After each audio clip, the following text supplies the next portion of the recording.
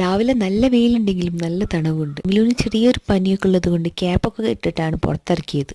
ഇവന്മാർ ഫുഡ് അടിയും കുളിയൊക്കെ കഴിഞ്ഞിട്ടുള്ള ഒരു കുഞ്ഞു ഫോട്ടോഷൂട്ടാണ് ഈ നടന്നുകൊണ്ടിരിക്കുന്നത്.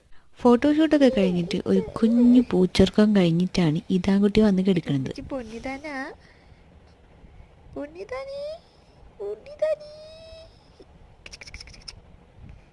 ഇതാ മോൻക്ക് ഉറക്കത്തിൽ നിന്ന് എഴുന്നേറ്റ് കഴിഞ്ഞാൽ ഇങ്ങനെയൊക്കെ വന്ന് കിടന്ന് കുറച്ച് നേരം കൊഞ്ചി കളിച്ചൊക്കെ കിടക്കാൻ ഭയങ്കര ഇഷ്ടമാണ്.